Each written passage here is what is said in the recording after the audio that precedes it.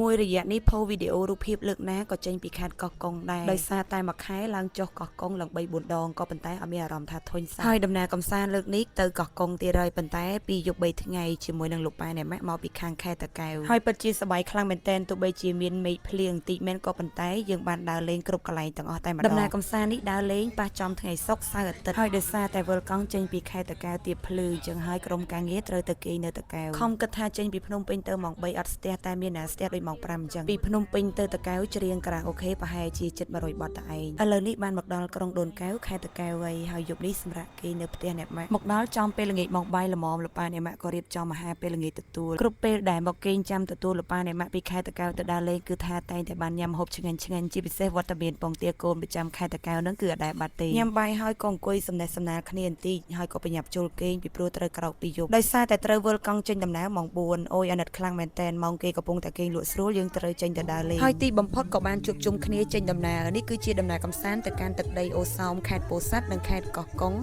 រយៈពេល2 យប់ 3 ថ្ងៃ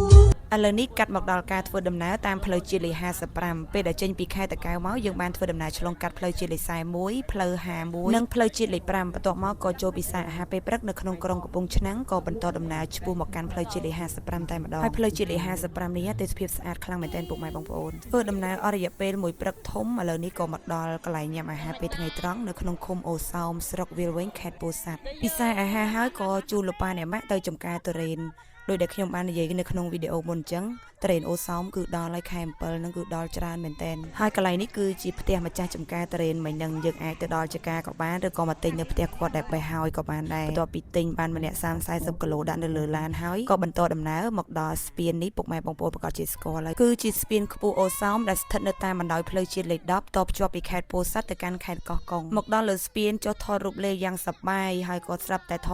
តមេឃភ្លៀងមកដេញឡើងឡានអត់ចង់តន់តាំងលពូអ្នកមីងទាំងអ្នកនាំភ្ញៀវអីគឺថាសើមកៅអៅអត់តែម្ដងហើយពុកម៉ែបងប្អូនហើយនេះគឺជាលើកទី1ដែលពេលដែលចុះថតរូបនៅស្ពានអូសោមនោះមានភ្លៀងធ្លាក់ហើយពេលដែលមេឃភ្លៀងអញ្ចឹងគឺស្អាតខ្លាំងមែនទែនទេសភាពនៅកន្លែងហ្នឹងណាគឺដូចនៅក្នុងឋានសួគ៌អញ្ចឹង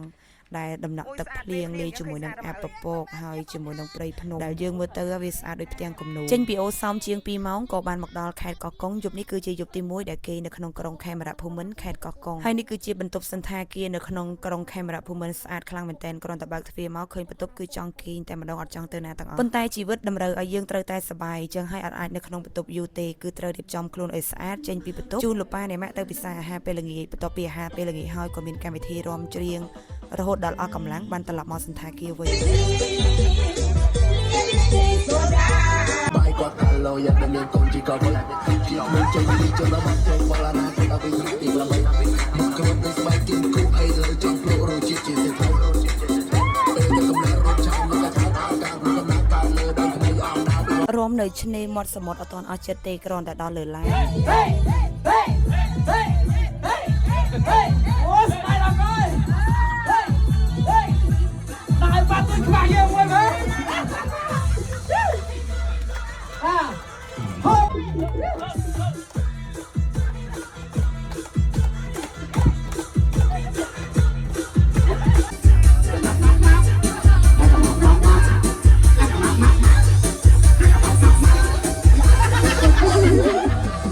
កាត់ចូលមកដល់ថ្ងៃទី2នៃដំណើរកំសាន្តរយៈពេល2 យប់ 3 ថ្ងៃគ្រាន់តែបើកភ្នែកមក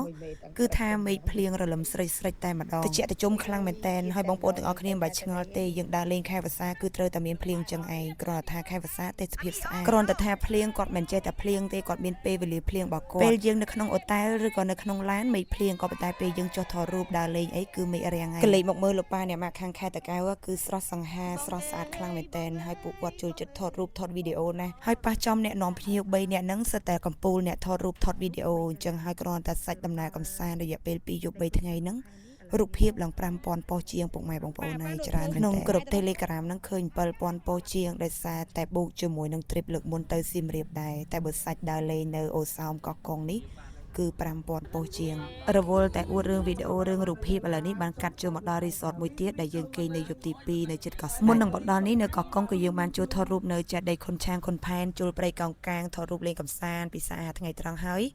ទៅធ្វើដំណើរមកដល់ resort ដែលនៅទល់មុខជាមួយនឹងកោះស្ដេចបន្ទាប់ពីធ្វើការ check in ហើយក៏បានសម្រាប់នៅក្នុងបន្ទប់ហើយលោកប៉ាអ្នកម៉ាក់ខ្លះក៏ពួកគាត់បានចេញទៅលេងនៅអាងហែលទឹកដ៏វែងនៅក្នុង resort ហ្នឹងមានអាងហែលទឹកវែងខ្លាំងមែនទែនហើយមានបន្ទប់មួយចំនួនក៏មានអាងហែលទឹក private នៅមុខបន្ទប់ដែរដែលជាប់ជាមួយនឹង view សមុទ្រគឺស្អាតខ្លាំងមែនទែនហើយបាននិយាយអំពីការរៀបចំនៅក្នុងបន្ទប់វិញគ្រាន់តែបើកទ្វារមកឃើញហើយគឺមានក្តីសុខតែម្ដងស្អាតយកតែមែនទែនណាគ្រាន់តែឃើញបន្ទប់គឺចង់គេងហ្មងក៏ប៉ុន្តែបងប្អូនហើយតួនាទីជាអ្នកនាំភ្ញៀវមិនអាចសម្រាប់បានយូរទេចូលបន្ទប់ហើយយើងរៀបចំខ្លួនក៏ត្រូវចេញមកក្រៅវិញមកដើរមើលទេសភាពមើលនេះមើលនោះហើយក៏ថតរូបជូនលោកប៉ាអ្នកម៉ាក់ថ្មិចបើក៏ដល់វគ្គម៉ោងបាយល្ងាចហ្មងតាមពិតទៅទីតាំងកន្លែងញ៉ាំអាហារពេលល្ងាចនេះគឺត្រូវរៀបនៅមាត់សមុទ្រមានបរិយាកាសបែបឈិលនៅមាត់សមុទ្រតែដោយសារតែមេឃមិនអំណោយផលរកភ្លៀងផងអីផងអញ្ចឹងហើយក៏យើងរៀបនៅខាងក្នុង restaurant នេះតែបរិយាកាសខាងក្នុងនេះក៏មិនធម្មតាដែរហើយក៏បានទទួល feedback ពីលោកប៉ាអ្នកម៉ាក់ទាំងការរៀបចំកន្លែងគេងកន្លែងញ៉ាំគឺពួកគាត់សរសើរពេញមាត់តែម្ដង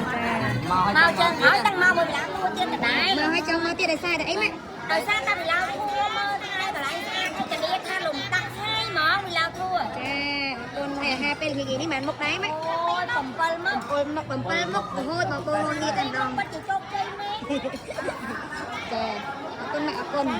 នៅពេលយប់នឹងក៏មានការសម្ដែងភ្លើងឲ្យភ្ញៀវដែលទៅគេងនៅ resort បានទស្សនានៅថ្ងៃទី3ក៏បានធ្វើដំណើរមកកាន់កោះសាវ៉ាពិសាអាហារថ្ងៃត្រង់ហើយក៏បាននៅរំបាន10-20បទទៀតទើបបានធ្វើដំណើរត្រឡប់មកខេត្តតាកែវវិញជាចុងក្រោយក៏សូមថ្លែងអំណរអគុណដល់ក្រុមហ៊ុនទេសចរ We Love Tour and Travel ដែលតែងតែផ្ដល់ឱកាសឲ្យនាងខ្ញុំបានចូលរួមសម្របសម្រួលដំណើរកម្សាន្តព្រមទាំងសូមអគុណដល់លោកប៉ាអ្នកម៉ាក់នៅខាងខេត្តតាកែវដែលរាល់ពេលដើរលេងគឺតែងតែនឹកឃើញដល់កូនជានិច្ចសូមជម្រាបលាជួបគ្នានៅដំណើរកម្សាន្តបន្តទៀត